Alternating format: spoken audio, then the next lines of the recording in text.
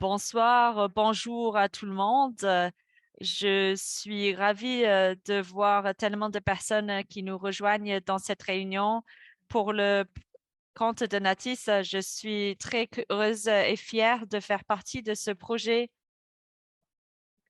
avec ces 5 ou 6 réunions concernant la durabilité. Avec le musée de l'histoire naturelle, nous nous sommes préoccupés de la durabilité depuis longtemps. Depuis l'agenda 2030 de l'Organisation des Nations Unies, cela est apparu évident qu'il ne s'agit pas uniquement des questions environnementales, il y a un lien fort avec la société, non seulement pour les musées de l'histoire naturelle, mais pour tous les musées. Nous sommes considérés comme très crédibles au sein de nos communautés. Nous pouvons donc obtenir des informations et mener des activités auprès de nos publics afin d'aider le plus grand nombre pour traiter de ce sujet. Je ne suis pas celle qui coordonne cette réunion. Ma collègue, la vice-présidente, Philippe Millet, du musée Lang, va être celui qui coordonne. Je suis une auditeur très enthousiaste de cette réunion, donc je vais demander à Philippe de prendre la parole, s'il vous plaît. Bien, bonjour à toutes, bonjour à tous. Je suis moi aussi très heureux de participer à cette modération sur une thématique qui évidemment, comme tu le disais Dorit, est centrale pour nous, les musées d'histoire naturelle, mais au-delà, centrale parce qu'elle est très ancienne, aussi très ancrée, et je crois que dans nos interventions, on pourra en parler. Donc, je suis modérateur, je suis animateur, donc j'inviterai évidemment à ce que on ait le plus grand possible d'échanges entre les participants et puis les intervenants. C'est vraiment le plus intéressant. Alors, l'interactivité n'est pas toujours très facile hein, dans une session en visio, mais c'est un moyen quand même extraordinaire de toucher beaucoup de monde tout autour de la planète. Alors, médiation du développement durable. J'avoue, pour être très franc, que je n'aurais pas écrit ça. J'aurais écrit différemment, mais j'ai expliqué pourquoi en 2 mots, et puis ça va permettre de renvoyer vers les intervenants pour que je ne sois pas très lent. Alors, médiation, oui, ça, médiation, pas de problème pour utiliser ce terme. Tout ce qui est relatif au public par quelques moyens que ce soit et quelques moyens disponibles pour le musée, c'est un terme qui me convient, c'est un terme qui nous convient à tous, je crois. Développement durable, j'ai un petit peu de souci avec ce terme, ceux qui me connaissent le savent. Je n'entends d'ailleurs plus trop ce terme en dehors des discours gouvernementaux. D'ailleurs, curieusement, dans le projet de musée que nous menons ici au Muséum de Nantes, sur les 100 pages que renferme le programme, ce terme n'apparaît pas. Pourquoi ce terme n'apparaît pas? C'est un terme statique qui, je trouve, ne rend pas compte des urgences actuelles en matière d'environnement. Effondrement de la biodiversité, je ne vais pas vous donner des chiffres, mais c'est absolument terrible. Le nombre d'espèces d'oiseaux, par exemple, qui ont disparu très récemment dans ces quelques dizaines d'années. L'urgence climatique, ici en Europe, l'été 2022 a montré les excès que pouvait représenter un climat déréglé. Et puis, toutes ces conséquences sur le plan humain et social, Dorit l'a très bien dit, hein, c'est pas simplement quelque chose qui touche à la nature, mais qui va bien au-delà. Par contre, nous parlerons plus facilement de transition écologique, de transition sociétale qui répond mieux à ces urgences. Nous parlerons aussi, pour aller même encore plus loin, et dans notre projet, c'est un peu ce terme qu'on a utilisé, c'est le terme d'habitabilité de la Terre pour tous les êtres vivants. C'est-à-dire tous, y compris, et pas que l'espèce humaine, mais bien tous les êtres vivants. Alors, pourrions-nous vivre, être vivants dans une Terre que nous avons rendue invivable et inhabitable? C'est aussi les défis de ce développement durable, voilà, si on veut utiliser le terme. Alors, quatre intervenants pour cette session, sur cette médiation. Anne Charpentier, Anne Charpentier qui nous vient de Montréal et qui nous parlera. Je ferai une petite présentation très rapide. Ludivine Vendée, qui est une de mes collaboratrices, hein, qui intervient ici au Muséum de Nantes avec une certaine spécificité, elle vous en parlera aussi. Et puis Tamar Meyer, et qui va nous parler de façon plus, d'un point de vue probablement plus rapport avec l'art que histoire naturelle proprement dit. Je la laisserai aussi s'exprimer. Et pour finir, Marina Piquet de, du Brésil pour parler peut-être davantage des liens avec les communautés. Merci beaucoup. Merci de l'invitation d'intervenir aujourd'hui. Je présente un cas d'étude d'une exposition de la Galerie d'art de l'université et cette exposition est née avant la crise du Covid-19, mais elle a évolué à cause et grâce à cette pandémie. Elle a également gagné un prix en 2021 et l'exposition s'appelle Planète. Euh, comme les commissaires de cette exposition, c'était avec également le docteur euh, d'une autre université.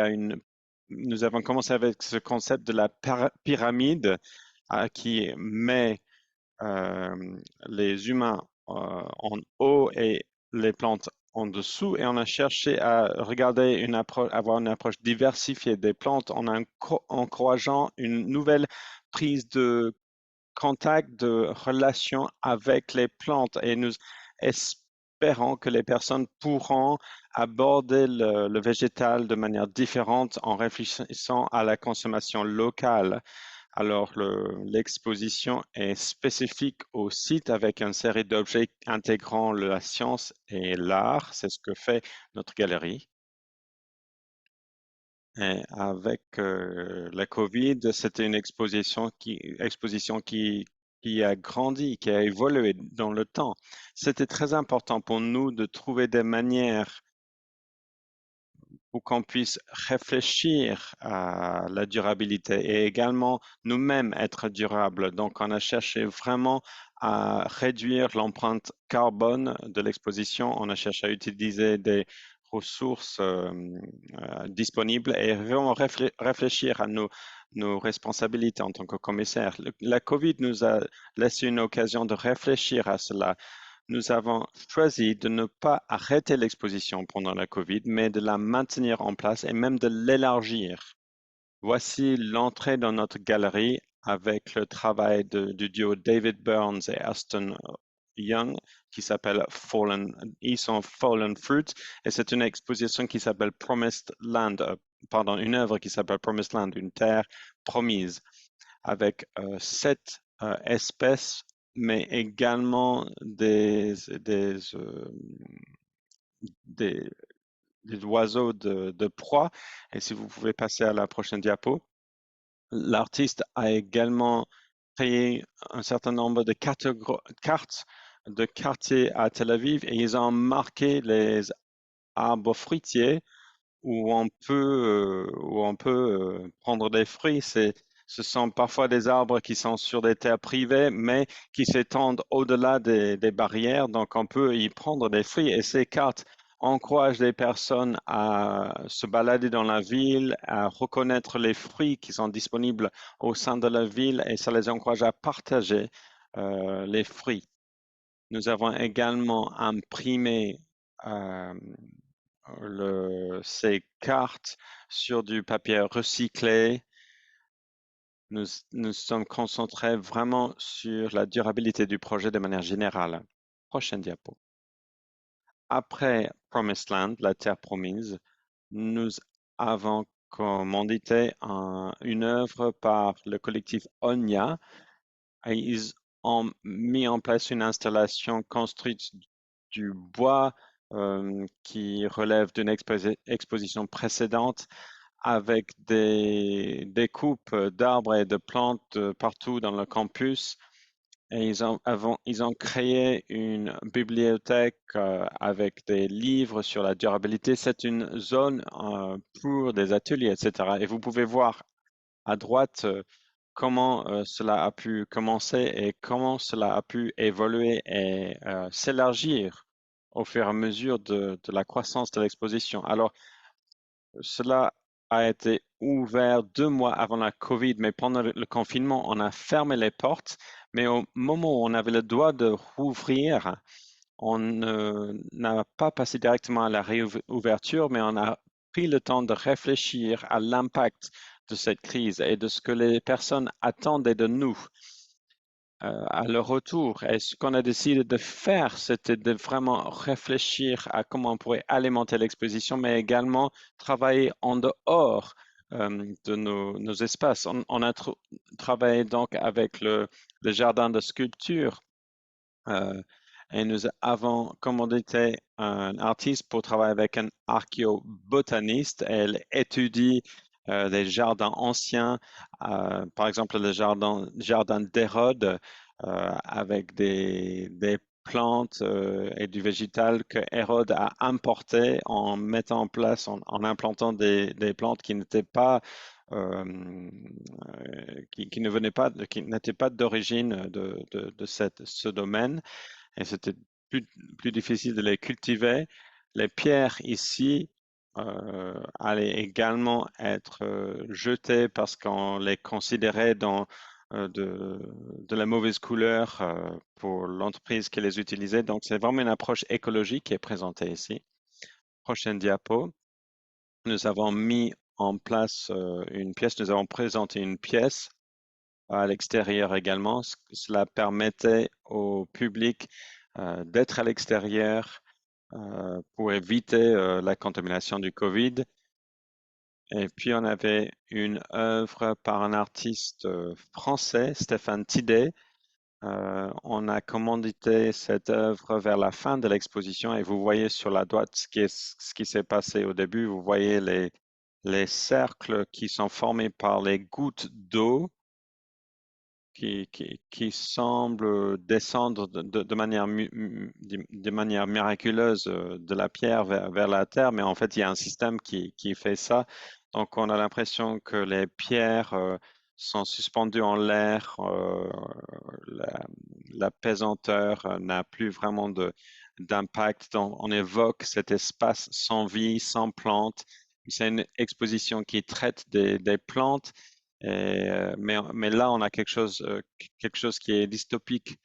Mais on voit que l'eau descend sur la terre et moule l'argile euh, de la terre. Et parce que l'exposition s'est prolongée, les cercles d'eau se sont élargis, comme vous pouvez le voir. On voit presque comme le tronc d'un arbre. On voit des fissures, comme s'il y a une vie qui a pu vraiment être prolongée. Ce qui a été vraiment magnifique, c'est qu'avec le temps, on a vu également, et là on peut voir la prochaine diapositive, de petites bêtes, de petites créatures sont venues rendre visite à la galerie. Ils ont laissé leurs traces. Et cela nous a confrontés avec ce dilemme. Est-ce qu'on allait effacer ces traces ou est-ce qu'on allait les intégrer dans l'œuvre et en consultation avec l'artiste, on s'est mis d'accord qu'on allait garder ces traces. Cela voulait dire qu'il fallait réfléchir aux limites et aux contraintes de ces approches euh, qu'on peut avoir en tant que commissaire et également nos responsabilités muséologiques. Plutôt que d'effacer ces traces, on a choisi de les accueillir afin que l'œuvre puisse révéler l'incapacité humaine de contrôler notre environnement. Il y avait des relations construites entre l'œuvre, le public, les commissaires et l'artiste. Et ces relations ont évolué dans le temps. C'était au début l'œuvre qui allait être peut-être la pièce qui avait la moins de vie, qui représentait un paysage sans vie, mais finalement, il y avait plus de vie.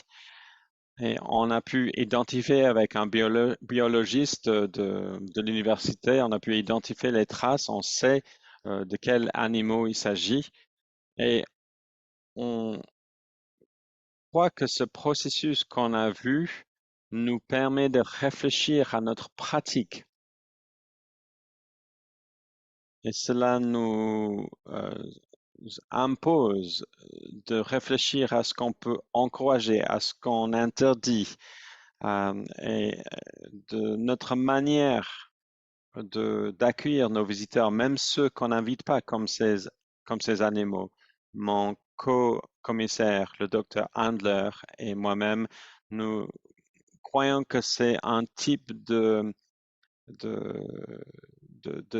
c'est une manière de jouer le rôle de commissaire qui soit durable. Donc, on gère ce qui se passe pendant l'exposition. Merci beaucoup. Merci, merci Tamar, c'était vraiment très très intéressant. Moi j'ai vu des œuvres très très intéressantes. En tout cas, pour ceux qui me connaissent, je suis toujours un peu dubitatif sur les rapprochements, enfin pas dubitatif, mais prudent sur les rapports entre science et art. Mais là, j'ai vu que vous avez fait des œuvres qui nous interrogent. Planète, je trouve que Planète doit être absolument merveilleuse. C'est dommage, elle est finie, bien sûr, mais ça doit être absolument merveilleuse et une exposition merveilleuse à voir. Juste une question basique avant de passer à la suite, mais c'est quel était cet animal finalement? Il y a des escargots? Quoi? Non, c'était de petites bêtes de différents âges, et on avait également des lézards qui sont venus. Donc des blattes et des Ah, des blagues, lézards. ok, d'accord. Bon. Merci, merci Tamar pour cette expérience et ce récit, en tout cas, vraiment très, très intéressant. Je vais passer la parole maintenant à Marina Piquet, qui est architecte, conservateur, qui est titulaire d'une maîtrise en muséologie de la Reinhardt Academy, qui est quand même tout à fait fameux dans notre milieu des musées.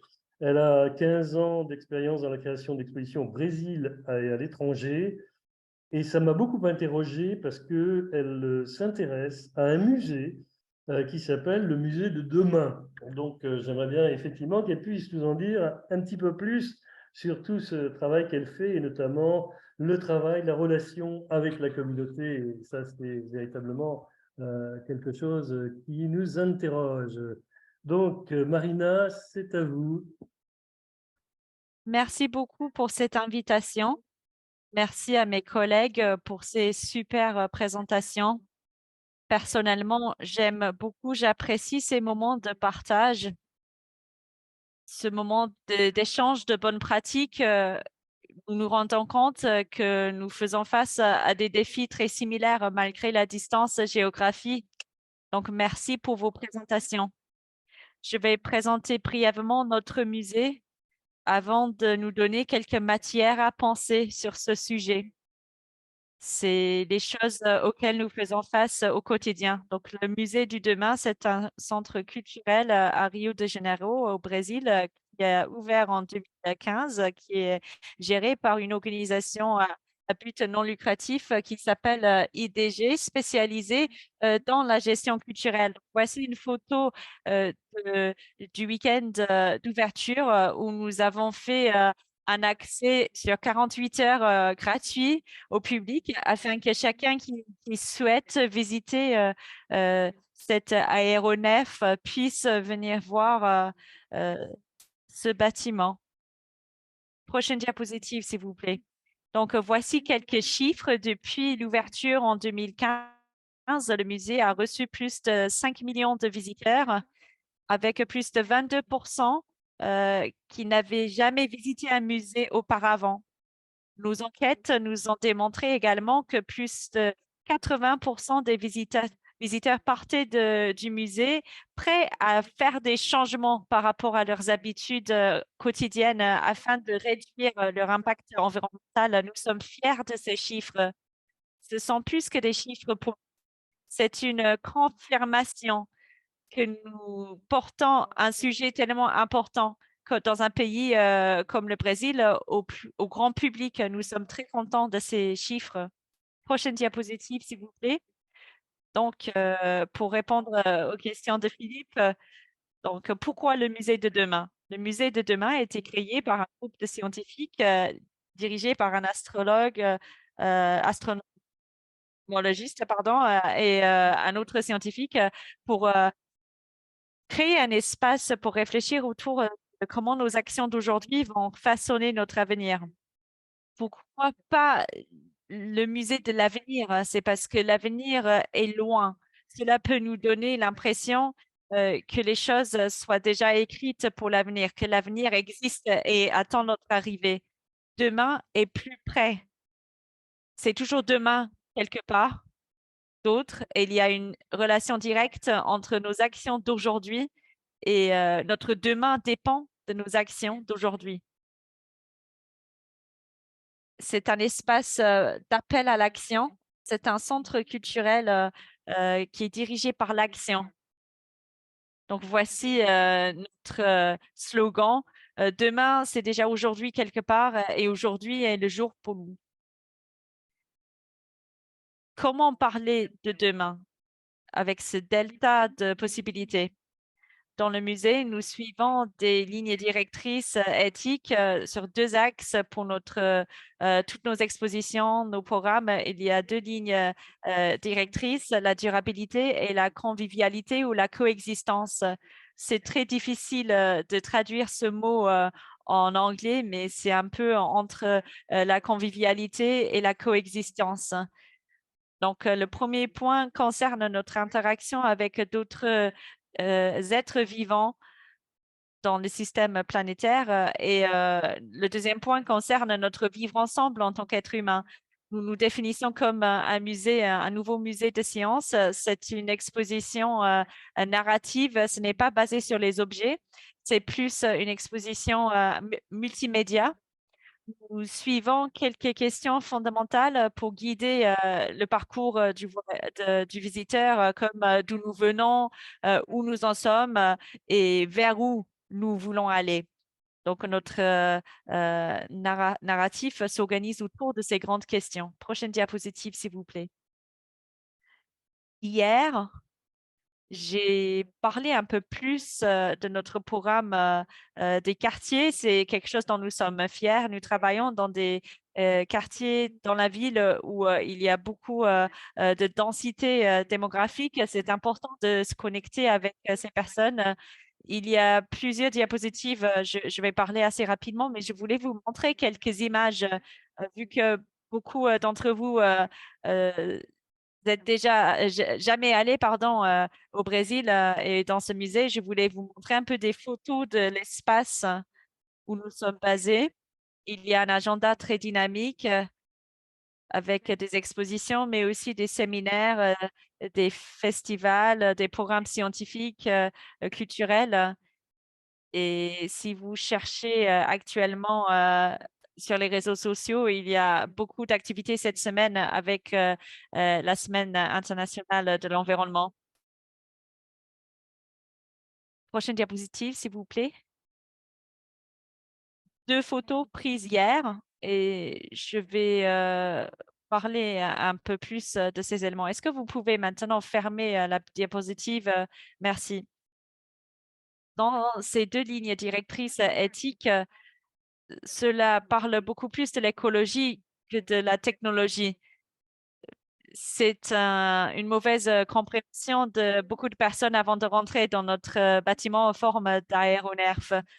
Euh, je voulais aussi vous dire que le bâtiment suit des pratiques durables. Nous n'utilisons pas de plastique à usage unique. Nous utilisons l'eau autour, dans les bassins autour, dans nos systèmes d'irrigation, par exemple. Nous pouvons toujours nous améliorer au niveau de nos pratiques. Nous cherchons à nous améliorer en continu pour notre impact environnemental. On ne cherche pas la perfection, mais on cherche à améliorer nos pratiques. Je voulais vous parler de la durabilité au-delà de ce bâtiment et au-delà des éléments opérationnels. Depuis le départ, nous avons compris que c'était très important pour nous de faire ce que nous disons. Si nous faisons une exposition par rapport à la diversité, par exemple, cela devrait se refléter dans nos pratiques de recrutement, dans la façon de promouvoir. Par exemple, si on parle de plastique dans l'océan, on ne doit pas utiliser des plastiques à usage unique dans notre cafétéria. Nous cherchons toujours à améliorer nos pratiques dans ce sens afin de rester crédibles. C'est notre plus grand atout, notre crédibilité. Donc, pour terminer, pour ouvrir ce temps de discussion, je voulais vous donner 2 exemples de comment nous cherchons à écologiser nos pratiques ici dans l'écomusée. C'est pour cela que je vous avais montré ces 2 images que j'ai prises hier dans le musée. C'est d'un atelier qui parlait de la puissance des herbes avec la facilitation du directeur, de la directrice du Centre de la Petite Afrique qui partageait ses connaissances autour des herbes.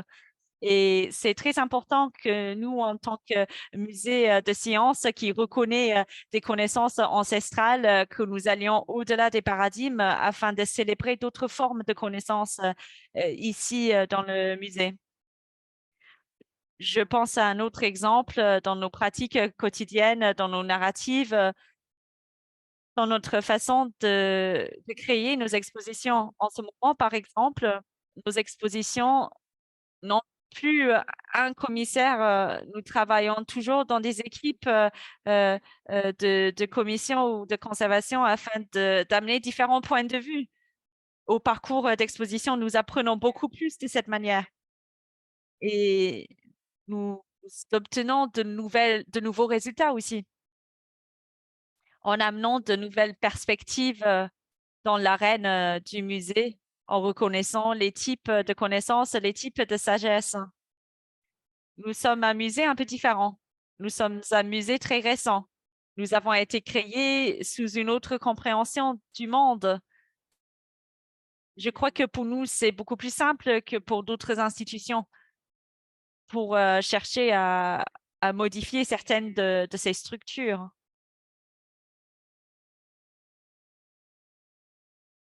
Mon dernier point concerne le travail que nous faisons aujourd'hui. Cela peut être inspirant. C'est quelque chose à partager. Il faut être audacieux. Il faut affirmer. Et on ne peut pas être neutre dans nos communications, dans nos expositions, dans nos publications. Surtout ici au Brésil, depuis quelques années, ça n'a pas été très facile. Nous avons eu une administration très conservatrice. Ce n'était pas un parcours très facile d'être très politique dans nos positionnements au musée, mais ça s'est démontré utile et sensé. Nous sommes tout à fait conscients que le parcours pour rester important et pertinent dans la société est ce parcours-là. Je sais que ça a été très court, mais c'est pour vous présenter quelques points forts de ce que nous faisons et j'attends avec impatience notre temps de débat maintenant avec vous tous. Merci beaucoup de votre attention. Merci, merci Marina. Merci pour cette fraîcheur et puis cette envie d'audace, de faire bouger les choses. C'est très, très intéressant. Bon, c'est vrai que le musée aussi s'y prête, puisque apparemment, il n'y a pas de collection, hein, pas de collection, mais et je trouve cet exemple vraiment, vraiment inspirant et donne envie, effectivement, d'aller à Rio, d'aller vous voir sans difficulté. Alors, on va passer maintenant au temps des questions, mais j'ai quand même laissé la parole à Aude, si elle est d'accord, pour dire non, non, elle veut pas, ou non, non, parce qu'elle s'est exprimée à travers le chat, mais je pense que, bon, Aude Porceda, qui œuvre déjà depuis 20-25 ans en matière dans tout ce qui est développement durable, n'est-ce pas? Hein, on se connaît depuis effectivement très longtemps. Pourrait reprendre en quelques secondes les questions qu'elle nous a posées à tous sur cette question d'exemplarité. Aude, vous voulez intervenir? Vous êtes d'accord? Non? Ou, Je vais faire rapidement. rapidement, Mais rapidement, oui. j'aime pas être mis en tout cas. C'était juste parce que j'écoutais les expériences de tout le monde et je me demandais, parce que j'ai vu que, par exemple, quand il y a des bénévoles qui sont plus âgés, etc., au Jardin botanique ou ailleurs dans les musées des beaux-arts, etc., le passage à ce type de médiation culturelle qui est plus centrée sur l'individu n'est pas toujours évident parce qu'ils ont été formés à l'école, soit à l'histoire des sciences, soit à l'histoire de l'art.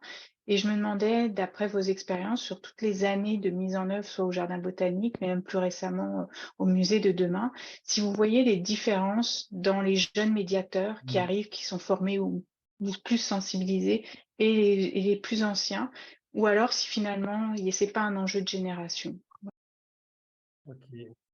Oui, merci Anne. Non, mais c'est une question tout à fait pertinente qu'on peut aussi poser à Marina du Marina Rio sur le musée de demain. J'ai même une question, je me fais le porte-parole, une question qui a été posée par un des participants, qui est peut-être un peu plus gênante, Marina, puisque dans la liste des sponsors du musée de demain apparaît le géant des hydrocarbures Shell.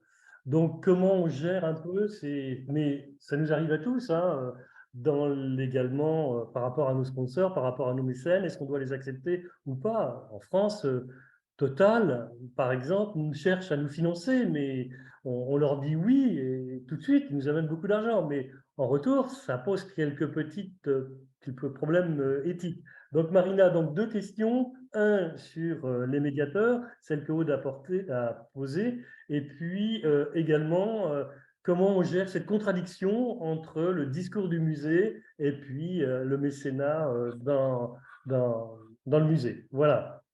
Marina? Merci beaucoup. Vous m'entendez bien?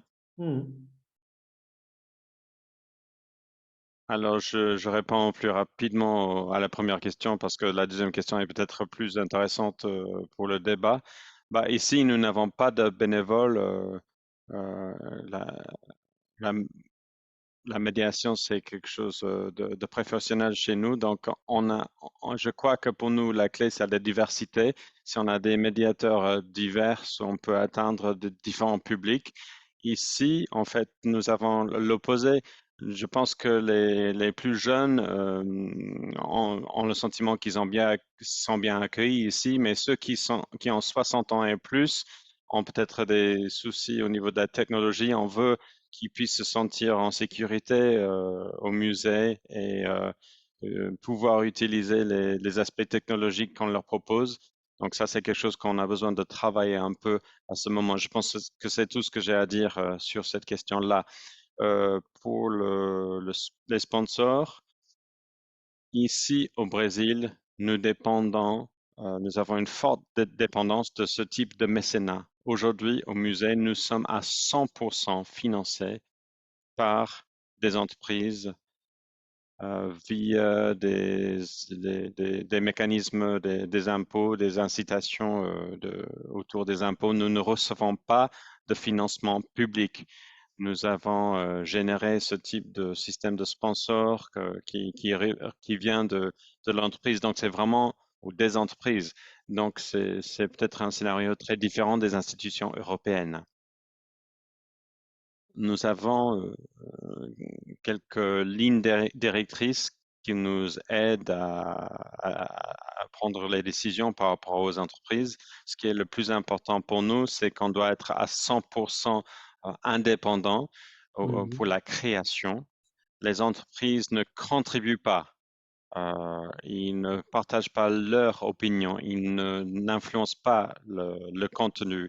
Ça, c'est fondamental pour nous et c'est la priorité, le premier point dans le contrat qu'on a avec eux.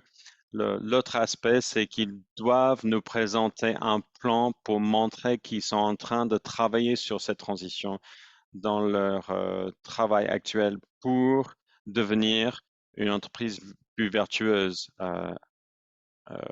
assez rapidement. Et le troisième point, c'est que nous croyons vraiment au dialogue. Alors, nous ne pensons pas que de leur fermer la porte va aider les choses parce que ce sont des parties prenantes importantes dans notre société. On veut les impliquer dans le débat.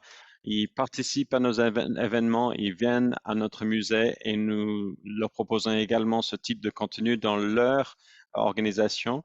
Et il y a un vrai échange et on espère pouvoir être une influence positive. Mais pour le moment, nous avons une relation très saine avec ces entreprises, non pas uniquement Shell, mais avec d'autres entreprises aussi. Au moment où nous avons perdu tous les financements publics, et c'est eux qui ont maintenu ouverts les musées. Mais j'aime beaucoup ce sujet-là et on pourrait faire toute une réunion sur ce Ah bah sujet-là oui. parce que je pense que c'est très intéressant et ça nous impacte tous en fait.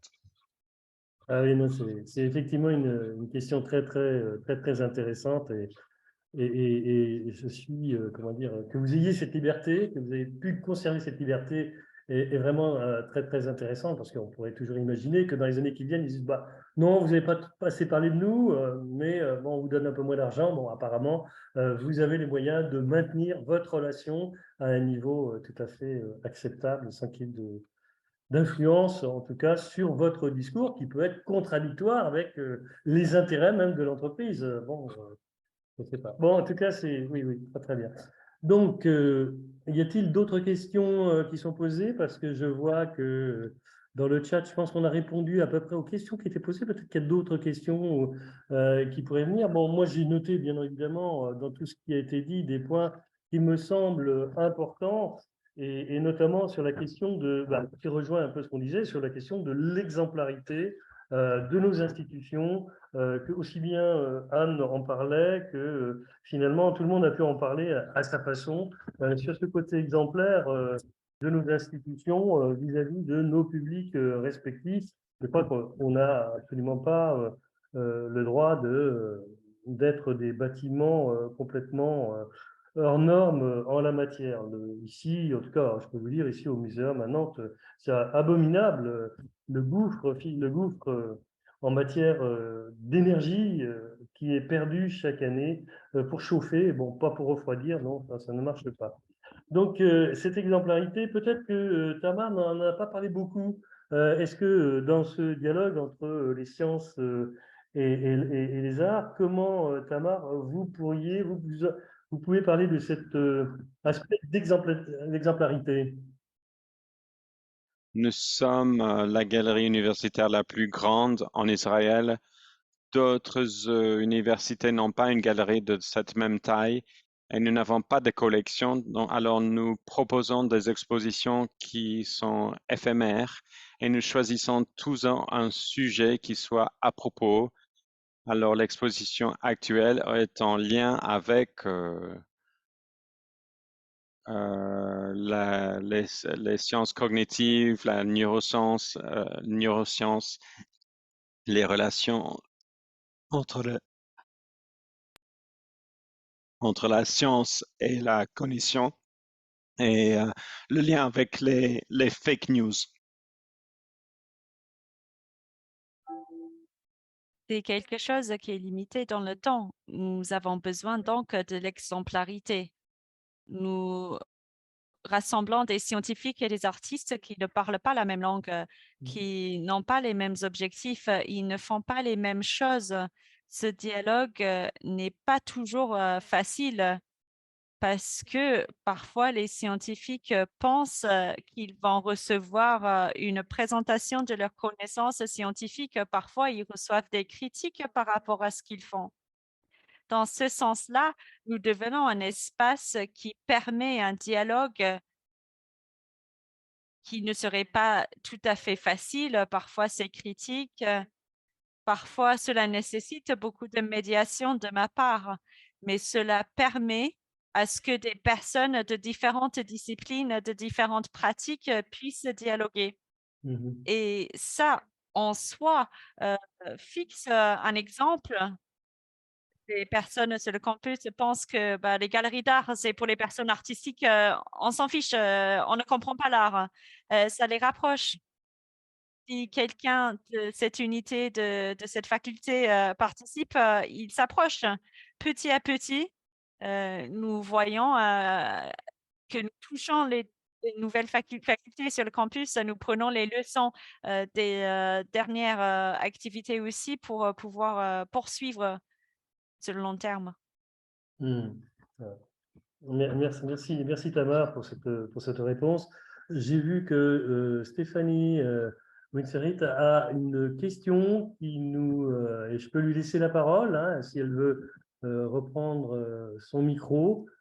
ce serait avec plaisir que vous posez directement la question. Stéphanie? Stéphanie? Merci beaucoup, Philippe. Oui, puisqu'on parle de médiation, moi, je pose aussi souvent la question de ce qui finalement arrive auprès des publics. Et je la pose aussi en termes d'impact, puisque c'est après tout aussi un des objectifs de ces expositions, de ces actions, de ces médiations. Et je vais la poser en fait de façon un peu plus générale à l'ensemble des intervenants et des participants qui nous écoutent. Mais je voulais en fait la préciser un petit peu puisque dans le cadre de mes études de public, j'avais fait une enquête l'année dernière, hein, toute récente, dans le cadre d'une exposition sur les insectes. Et le but principal de cette exposition était de faire prendre conscience de la disparition de la réduction du nombre d'insectes, de l'urgence qu'il y a à faire attention, à les protéger, etc. Je m'excuse, je recoupe la vidéo qui parfois a quelques petits problèmes. Voilà, donc l'enquête auprès des publics que j'ai menée, donc dans ces 4 institutions qui présentaient la même exposition, a montré que oui, le message est passé. Ils ont compris, les insectes sont en danger. Ils en sont sortis en se disant, on va faire quelque chose, on va essayer de protéger les insectes. On a eu aussi un certain nombre de retours de personnes qui disaient, certes, mais comment faire? Qu'est-ce que je peux faire moi? Et ils nous ont demandé un petit peu, si vous voulez, une espèce de liste, une espèce de checklist en disant quelles sont les actions très concrètes que moi, en tant qu'individu, je peux faire. Quel type de plantes mettre dans mon jardin? Pas simplement, oui, des plantes mellifères ou des plantes qui sont favorables aux insectes. Quelles sont les plantes favorables aux insectes? Vraiment une liste très concrète de choses. C'est un petit peu ce qu'ils ont demandé pour l'ensemble. Et une autre chose qui m'est apparue dans cette enquête, c'est en dehors de cet aspect très concret, c'est qu'il y a un public qui est quand même assez spécifique au musée d'histoire naturelle dans lesquels ont été présentées cette exposition. Et le 4e musée est un musée qui a un centre d'intérêt un petit peu différent, qui est plus un musée d'ethnographie que de sciences naturelles, mais qui présente des expositions aussi de sciences naturelles. Et là, on s'est rendu compte que l'exposition, finalement, atteignait un public différent, avec une satisfaction différente, avec une motivation différente à la sortie de l'exposition. Et donc, en fonction des publics, on a un peu un public conquis dès le départ quand on est dans un musée d'histoire naturelle et qu'on présente une exposition sur les insectes ou sur les thèmes proprement environnementaux d'histoire naturelle. Et on l'a un peu moins dans un musée qui a un public un peu différent, avec des attentes un peu différentes. Et donc, je voulais savoir si cette conclusion que j'ai tirée de cette enquête-là se retrouvait aussi dans les autres musées et quels étaient un petit peu vos retours à vous, de vos visiteurs sur les thèmes que vous présentez et éventuellement l'impact que ça peut avoir, puisqu'on parle de médiation justement en termes de durabilité. Merci, merci Stéphanie. Je poserai directement la question à Marina, parce que Marina en a parlé tout début, et j'ai pas retenu exactement le chiffre des visiteurs qui se sentaient mobilisés pour agir après la visite du musée de demain. Marina. Merci pour cette question. Je réfléchissais pendant que vous parliez. Ce serait sympa d'avoir une base de données de ces enquêtes partagées afin de comparer et croiser nos résultats pour voir les similarités et autres. Mais jusqu'à là, de ma connaissance, cela n'existe pas. Je vais vous donner quelques exemples. Nous avons trouvé que des visiteurs sont partis avec ce sens de quoi faire maintenant? Qu'est-ce que je peux faire? Qu'est-ce qu'il y a entre mes mains? Il y a quelques années, en 2018 ou en 2019, le musée a développé avec IBM un appareil d'intelligence artificielle avant le chat GPT.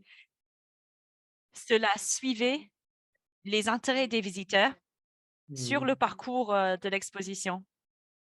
Avant de partir de l'exposition, on donnait un bilan à chaque visiteur. Où est-ce que vous pouvez faire du bénévolat? Qu'est-ce que vous pouvez faire? C'est des sujets qui vous intéressent, qui vous concernent, par exemple, c'est l'extinction des habitats. Si c'est quelque chose qui vous a marqué, si vous avez regardé beaucoup de choses dans ce domaine-là pendant la visite, ont donné des actions à engager suite à la visite. L'expérimentation a fonctionné très bien et on voulait voir comment le prolonger parce que dans nos enquêtes, nous avons trouvé que les visiteurs voulaient partir, sont partis en voulant faire plus, mais ils ne savaient pas où commencer. Donc, en donnant ces outils concrets et ces faits actionnables, c'est quelque chose d'excellent à mettre en œuvre. Oui, Marina, quel était le chiffre? Vous l'aviez évoqué, le chiffre, au tout début de votre présentation, je ne l'ai pas retenu. Peut-être que j'ai mal entendu le chiffre en vous disant combien de… Oui. 80%.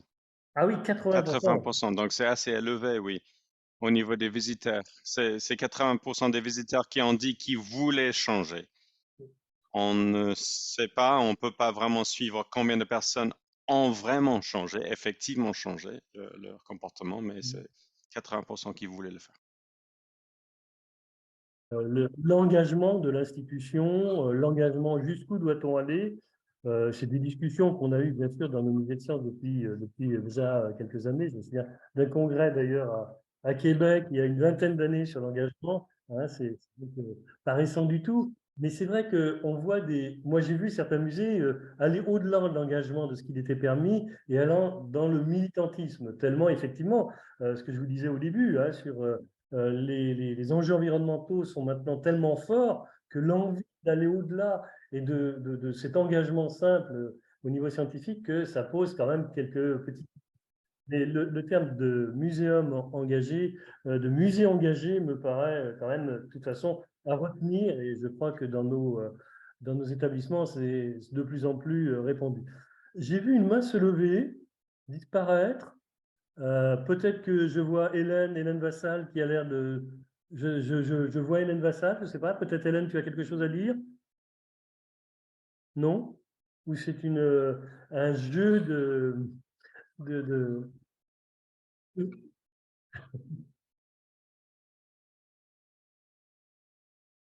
D'accord, très bien. Euh, d'accord, ben je regarde quelques cas très intéressants qui étaient présentés aujourd'hui, merci. Ludivine a assez peu parlé. Alors peut-être que c'est sa position, effectivement, comme c'est ma collaboratrice, c'est toujours un peu embêtant, elle a peur de parler, mais cette notion d'engagement est quelque chose d'important quand même au Muséum de Nantes. Je pense que vous pouvez en dire, je vais te laisser parler plutôt que moi, hein, puisque j'agis en tant que médiateur, je n'ai pas à intervenir, mais c'est quand même central comment dire, dans notre projet. Ah oui, complètement, c'est central dans notre projet. Alors, je ne parlerai pas dans tout le parcours, mais je m'attarderai plus sur la partie Agora que j'ai commencé à présenter dans ma présentation. L'Agora, pour nous, c'est le lieu où justement on peut se permettre des choses qu'on ne se permettrait pas forcément dans le parcours du muséum. C'est là où on a accès à un petit peu plus, entre guillemets, de liberté en travaillant en partenariat aussi et en faisant voilà, des actions plus engagées, plus peut-être militantes selon les partenaires, mais un petit peu aussi un petit pas de côté par rapport à ce qui se passe dans le muséum. Pas complètement, on va dire que c'est du complément. Philippe, si tu veux rajouter quelque chose. Non, je veux simplement dire, et je pense à cette question, à cette notion aussi de liberté dans nos institutions qui est fondamentale. Et une fois de plus encore, j'apprécie cette liberté du Muséum de demain à Rio, bon, qui a connu quand même une période qui a été un peu difficile hein, en termes d'expression en tout cas, et de maintenir de maintenir cette ligne directrice malgré un contexte qui a été difficile, qui est quand même plus favorable maintenant, et puis avec un financement pour autant que ça. Cette liberté, c'est une liberté qui doit se gagner, qui est toujours à discuter. Je sais qu'un certain nombre de nos collègues, notamment dans les petites institutions, n'ont pas forcément cette liberté. Hein, je crois que c'est clair. Ils n'ont pas toujours la possibilité de pouvoir montrer cet engagement vis-à-vis de questions qui sont pourtant des questions partagées par tous. Donc là encore, oui, absolument, cette notion d'engagement est importante. Je ne sais pas s'il y a d'autres questions. Je vois que notre collègue d'ICOM Espagne vient de nous quitter en nous disant gentiment au revoir et qu'elle était très contente de ses interventions. D'autres questions qui pourraient être posées? Donc, on a parlé de l'exemplarité de nos institutions, je crois que ça c'est, de l'engagement des institutions, des valeurs éducatives. On a brassé de façon assez large ce champ. Moi, je suis très satisfait en tout cas des différentes interventions, des 4 interventions choisies. Voilà, si d'autres veulent intervenir, c'est le moment, je dirais, avant de clore cette session, que je laisserai le soin à Émilie de clore, bien sûr. Voilà, des questions, des interventions, tout est limpide. On a beaucoup de choses à faire, c'est clair, hein, dans toutes nos institutions, et pas simplement les musées d'histoire naturelle, hein, tous les musées de sciences et tous les autres musées ont aussi beaucoup à dire, à faire. On est dans une période qui est vraiment une période critique. Je vois une main levée, mais je ne sais pas qui. Hein, je ne sais pas pourquoi. Il y a Peu importe. Ben moi, je voulais rebondir aussi par rapport à l'engagement, enfin, la réaction des publics et l'intervention, ton intervention, Anne aussi. Le fait de proposer de l'action est très importante. Et c'est pour ça aussi que là, dans le projet Connivence, le fait qu'on soit sur le terrain, sur un temps long, qui est complètement différent du public qui passe dans l'exposition, qui va visiter. Là, on est sur un projet presque co-construit où le jardinier est impliqué. Effectivement, on part avec des a priori de base, hein, parce qu'il faut penser que les jardiniers, selon leur parcours, ils n'ont pas les mêmes sensibilités. On peut y en avoir qui sont déjà très sensibilisés à la biodiversité, qui font de la permaculture, puis d'autres qui ne connaissent pas, ou d'autres qui sont complètement fermés. Mais le fait d'être sur le terrain, de leur montrer les choses, de montrer la biodiversité, il y a quelque chose de concret. Et quand on leur montre que certaines plantes favorisent la biodiversité, ça donne aussi un sentiment de satisfaction, je pense, qui permet de poursuivre l'engagement derrière. Et c'est là que je pense que c'est important aussi tout ce qui est sciences participatives et vraiment voire plus tard recherche participative, mais que c'est des choses aussi à développer pour compléter nos parcours de visite, nos expositions et voilà, c'était ce que je voulais rajouter. Juste répondre et réagir très rapidement. Je suis également jalouse de Marina et je voulais juste répondre par rapport à ce que vous avez dit par rapport au public et la médiation parce que une chose qu'on a eue, nous, c'est que les taxidermies que je vous ai montrées viennent du musée d'histoire naturelle sur notre campus. Il y avait une autre œuvre dans notre exposition des jardins botaniques de l'autre côté de notre campus. Donc, on avait un peu des cartes qui permettaient à des personnes de se balader d'une institution à une autre. Parce que de cette manière, ils savent où ils sont. Et pour le moment, au jardin botanique, il y a un laboratoire des racines. C'est quelque chose qui est unique. Donc, on a mis en place une carte à côté du jardin botanique pour leur dire qu'il faut traverser le campus pour aller voir ce qui est là-bas. Et c'est une manière pour nous de rassembler toutes les ressources et d'atteindre plus de public. Et c'est une manière pour nous par la suite de nous asseoir avec eux et leur demander qu'est-ce qui les a impactés le plus. Malheureusement, on n'a pas la possibilité de les contacter 2 ans après pour savoir ce qu'il leur reste, mais on peut échanger avec eux immédiatement après cette visite, parce que pour la plupart, c'est des groupes et on a ce type de discussion après la visite. Et je pense qu'il faut réfléchir à notre manière d'évaluer notre impact. Oui, je pense que c'est sûr. Merci Tamar, oui. Là aussi, très belle conclusion. Émilie? Émilie? Oui, je suis là. Voilà. On va mettre le micro. Tout le monde fait des super conclusions, donc je ne vais pas essayer en fait, parce que ce sera forcément moins bien. Peut-être, je ne sais pas s'il y a un repentir, une dernière question, peut-être de la part d'un des partenaires du projet, ou si vous souhaitez simplement témoigner aussi rapidement d'une expérience que vous avez pu mener et qui peut venir finir d'enrichir notre échange de ce soir. Je ne vois pas de main se lever. Bon, sans regret alors. Merci, merci énormément à vous tous pour votre participation, pour la richesse des présentations et des échanges qui ont suivi. Je suis ravie de la participation et de votre enthousiasme. Et je vous donne rendez-vous dans un petit peu moins d'un mois, le 5 juillet. Je me tourne vers Claude pour vérifier que je ne dis pas de bêtises, pour la prochaine réunion de notre cycle. Et je vous souhaite une bonne fin de journée ou une bonne continuation de journée en fonction de là où vous êtes, ou une bonne nuit. Et je vous dis donc à très très bientôt, et n'hésitez pas de relayer tout ce qu'on communique autour de ce cycle de manière à ce qu'on soit de plus en plus nombreux au fil des sessions.